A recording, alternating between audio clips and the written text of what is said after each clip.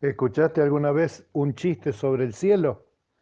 Hay un montón de chistes. Y mirá a dónde voy, ¿eh? Porque estoy serio, ¿eh? Te voy a contar un chiste y después me voy a quedar serio de vuelta. Un hombre lo operaron y se despierta de la anestesia y tiene a un hombre vestido de blanco al lado y le dice, doctor, salí bien de la operación. Y el del vestido blanco le dice, no soy doctor, soy San Pedro. Chiste. ¿Sabes por qué te cuento esto? No por frivolidad, al contrario, vamos a lo más profundo de la teología para decirte que muchas de las cosas que creemos del cielo, por ejemplo, salen de esas imágenes, del arte, de los chistes, de los comentarios, de las supercherías que se mezclan, de la abuela que creía un poco en la Pachamama y un poco en cosas, y era cristiana también, pero no era muy fiel de ir todos los domingos, pero era buena y era formadora de doctrina. La doctrina es las cosas que enseñan los doctos. Doctrina, docto, doctor. Y ese es un problema, ese es un problema que tenemos, que vivimos explicando. Yo me doy cuenta de toda mi vida y mi trabajo de pastor ha sido explicar cosas, para, buscando en la Biblia qué es lo que dice realmente la Biblia, sacar esas telarañas de conceptos, por ejemplo, ese del chiste que te conté, es la idea de que en el cielo, cuando una persona muere, va al cielo y te reciben en una especie de recibidor y el que te recibe es San Pedro. Eso no está en la Biblia. Los chistes son graciosos igual, no los vamos a negar. No, no, no, Dios está mucho más arriba de eso, pero te digo, mucho más arriba. El problema con eso es que modifican en cierto punto nuestra esperanza puesta en la vida en el cielo, que dicho en buen romance, no es otra cosa que la vida en la presencia de Dios. Es como decía David en el Salmo 23, no estaba pensando en el cielo, porque en esa época, 1000 años antes de Cristo, si te fijas en la Biblia no hay mucho la idea del cielo y del infierno. Esa es posterior, está en ese milenio anterior al nacimiento de Cristo, cuando el nacimiento de Cristo sí ya era clara la doctrina del cielo y del infierno en el pueblo judío. Pero en aquel entonces no, pero sí tenían la idea de que el cielo, por decir una forma, aunque no se usaba ni siquiera la palabra, es vivir en la presencia de Dios. Decía David en su Salmo 23, y en la casa de Jehová moro por largos días. Ese disfrutar el día a día con la presencia de Dios, algo que vos y yo podemos experimentar, que nos da tanto gusto cada día, no va a ser diferente después de la muerte. Y eso es lo que quiere decir. A Jesús le trajeron este tema, el tema del cielo, cómo será el cielo, y acá hay una descripción de cómo Jesús habla del cielo, que es muy valiosa para nosotros hoy, porque el desconocimiento de qué es lo que pasa cuando una persona que ama a Dios muere, es lo que te saca la esperanza, porque vos decís, y no sé, pero uno se dice en cada cosa, si hay gente que cree en la reencarnación, pero nosotros no sé, la Biblia que dice, te digo entonces lo que dice la Biblia. Y es más, no dice la Biblia así como un libro de doctrina, como si fuera un libro de creencias, donde dice acá hay que creer esto y después hay que creer lo otro, sino un libro vital, un libro de vida que cuenta anécdotas como esta, donde le vinieron a Jesús con una trampa, ¿viste esas trampas teóricas? Si Dios es todopoderoso, ¿puede hacer un círculo cuadrado? Ese, a alguien que pregunta así, tenés que responderle, sí, sí puede, listo, te lo sacas de encima. Tú no podés hacer una pregunta tan estúpida que no es más que una nube de tinta. Esta es otra rama que vamos a explorar brevemente. Cuando una persona, bueno, no ahora, después. Haceme acordar, de la nube de tinta. El Señor Jesús respondió a una pregunta, dice, ¿qué tal si una persona, mirá la pregunta, mirá qué pregunta le fueron a hacer? Le preguntaron así, Señor, en el cielo, se lo preguntaron los saduceos que no creían, ellos creían que no creían en el cielo, creían que uno se muere y listo, desaparece, la anihilación. Eso se llama doctrina de la anihilación. Está en las religiones orientales al día de hoy.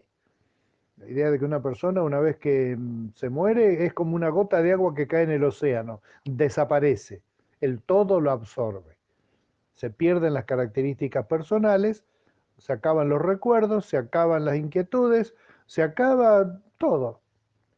En la Biblia no está eso, te aviso por las dudas.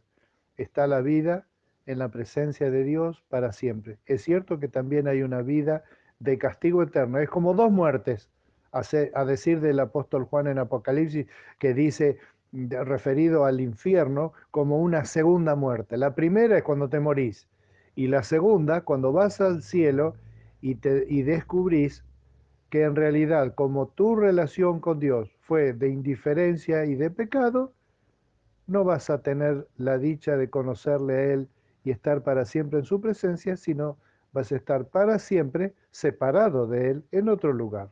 No importa el lugar y cómo es el lugar, lo que importa es que vas a estar lejos de Dios. Pero eso se puede aprovechar hoy a cambiar, para tener hoy mismo, ahora, en este momento, un acercamiento, una comunión con Dios, el perdón de los pecados, para que esa comunión con Dios sea para siempre. Y entonces tengas, como diríamos, para usar esa figura, como una segunda vida. Tuviste esta vida acá, morís y después tenés otra mucho mejor allá. Le plantearon a Jesús así, ¿qué pasa si un hombre muere, un casado, ¿no? Un hombre muere. Y la mujer que queda viuda se casa con un segundo hermano de él, con un hermano de él. Y ese también muere. Y eran 7 hermanos. Y mueren uno por uno, van muriendo todos. Yo, si me hicieran esa pregunta, me preguntaría cómo es esa mujer que va matando maridos así hasta llegar a 7. Yo le daría una prisión preventiva, algo. Bueno, entonces la pregunta era, cuando estén en el cielo, esa mujer, ¿de quién va a ser mujer? ¿De cuál de los 7 hermanos con los que estuvo casado sucesivamente? Y Jesús entonces le respondió, tomando en serio la pregunta. Es interesante esto, semejante tontería y Jesús se la respondió. Dice que la pregunta es una pregunta desubicada porque en el cielo no es como en la vida, acá en la tierra, que uno se casa y se arreglan los casamientos, sino que es más parecida como de ángel, digamos, en el sentido de que no vamos a tener una estructura familiar y un cuerpo físico y vamos a comer y nos vamos a enfermar, o la vida humana, digamos, vamos a ser pero absolutamente diferentes, pero vamos a ser nosotros y vamos a ver a los otros. Y Jesús en esas palabras dice estas, pero que los muertos resucitan, lo dio a entender Moisés mismo en el pasaje sobre la zarza. ¿Se acuerdan cuando tú vio la zarza que ardía y que no se consumía? Pues llama al Señor el Dios de Abraham, de Isaac y de Jacob. Los 3 ya habían muerto. Él no es Dios de muertos, sino de vivos. En efecto, para Él todos ellos viven. Y algunos de los maestros de la ley le respondieron, bien dicho, maestro. Claro que estaba bien dicho. Y yo te quiero usar esta aplicación. La primera es que nosotros a veces usamos la palabra vivo en ese sentido, de ser vivo, no simplemente de respirar y eso, sino de tener un poquito de chispita en las neuronas, de pensar un poco, de ser vivo en el sentido de, ya que estás vivo, aprovecha la corteza cerebral que Dios te dio.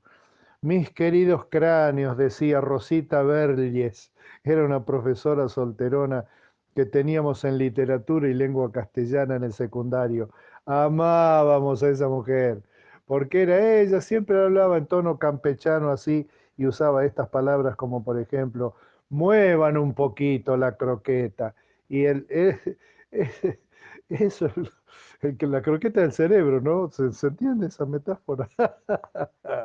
Rosita Belli, cómo nos enseñó, después de tantos años recordamos las cosas que nos enseñaba. Es maravilloso cómo una persona puede recibir vida en sus pensamientos por la influencia de otros. Y termino porque me pareció un buen tip para pensar en cuarentena, este de hoy, de ser vivo y aún en nuestro trato con Dios, no andar escondiéndonos como un perro que volteó la olla, que es la excusa del famoso chorro de tinta que te iba a decir.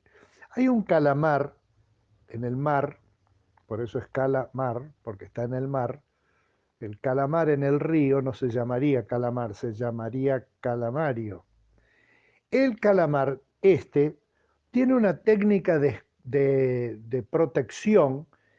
Él guarda en una bolsita un líquido parecido a tinta, es bastante oscuro, es como tinta negra.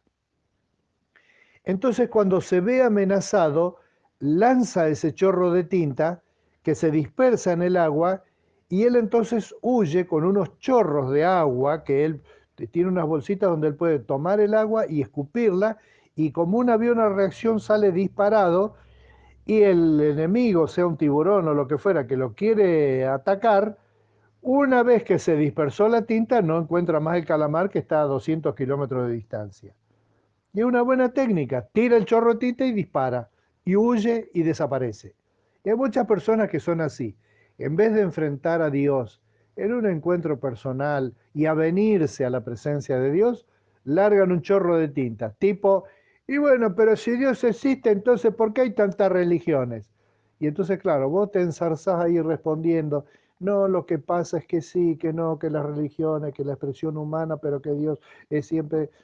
Y cuando terminas eso, lo que pasa es que el tipo está a 200 kilómetros.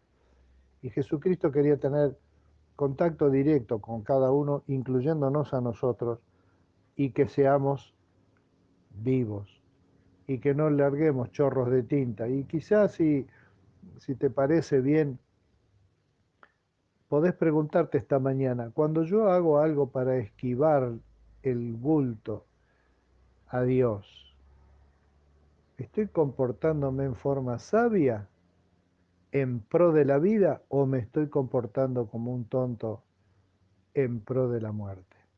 Que Dios te bendiga, que tengas un hermoso día hoy.